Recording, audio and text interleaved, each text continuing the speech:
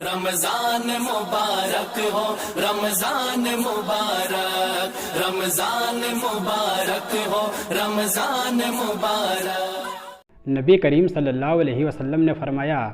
جب رمضان المبارک کا مہینہ آتا ہے تو اللہ پاک کی جانب سے اپنے بندوں کے لیے رحمت کے دروازے کھول دیے جاتے ہیں۔ نبی کریم صلی اللہ علیہ وسلم نے فرمایا،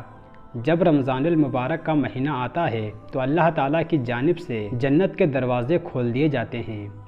نبی کریم صلی اللہ علیہ وسلم نے فرمایا، رمضان المبارک کی پہلی رات میں جنت کے دروازے کھول دیے جاتے ہیں اور اس کا کوئی بھی دروازہ بند نہیں ہوتا ہے، اور ایک پکارنے والا صدا لگاتا ہے، اے خیر کے طلبگار متوجہ ہو جا، اور اے سر کے طلبگار باز آ جا۔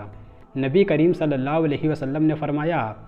اللہ تعالیٰ رمضان کی پہلی رات میں جنت اور جہنم کے دروگوں سے ارشاد فرماتے ہیں، اے رضوان جنت کے دروازے کھول دو، اور اے مالک جہنم کے دروازے امت محمدیہ کے روزے داروں پر بند کر دو۔ نبی کریم صلی اللہ علیہ وسلم نے فرمایا، رمضان المبارک کی پہلی شب میں جہنم کے تمام دروازے بند کر دیے جاتے ہیں اور اس کا کوئی بھی دروازہ کھلا نہیں رہتا۔ نبی کریم صلی اللہ علیہ وسلم نے فرمایا، جب رمضان المبارک کی پہلی رات ہوتی ہے تو شیاطین اور شرکس جن کو قید کر دیا جاتا ہے۔ نبی کریم صلی اللہ علیہ وسلم نے فرمایا،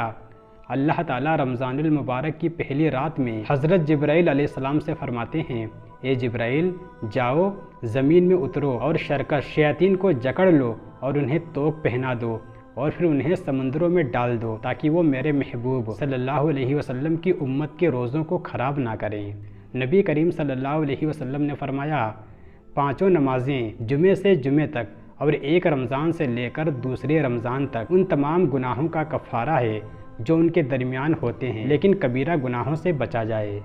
اس سے معلوم ہوا کہ رمضان المبارک کا مہینہ سال کے 11 مہینوں کے صغیرہ گناہوں کی بخشش کا ذریعہ ہوتا ہے،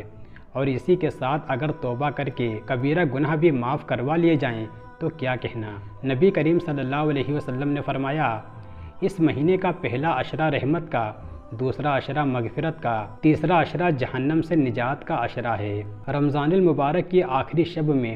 سب کی مغفرت کر دی جاتی ہے۔ کسی نے دریافت کیا، یا رسول اللہ صلی اللہ علیہ وسلم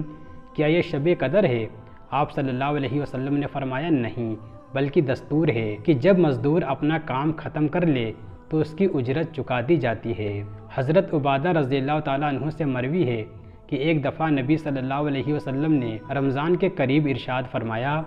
رمضان کا مہینہ آ گیا ہے جو بڑی برکت والا ہے، اللہ پاک اس میں تمہاری طرف متوجہ ہوتے ہیں، اپنی رحمتیں خاص نازل فرماتے ہیں، خطاؤں کو معاف فرماتے ہیں اور دعا کو قبول کرتے ہیں۔ نبی کریم صلی اللہ علیہ وسلم نے فرمایا، رمضان کا مہینہ کیا ہی بہترین مہینہ ہے، اس میں جنت کے دروازے کھولے جاتے ہیں، شیاطین کو قید کر دیا جاتا ہے، اور اس میں عمومی طور پر سبھی کی مغفرت کر دی جاتی ہے سوائے اس شخص کے جو اپنی بدعمالیوں کے ذریعے مغفرت کے حصول سے انکار کرے۔ نبی کریم صلی اللہ علیہ وسلم نے فرمایا،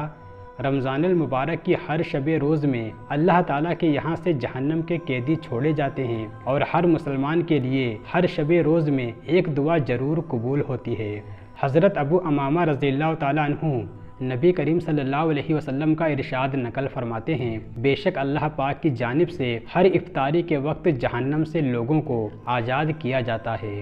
نبی کریم صلی اللہ علیہ وسلم نے فرمایا، رمضان المبارک کا مہینہ وہ عظیم مہینہ ہے جس میں مومن کا رزق بڑھ جاتا ہے۔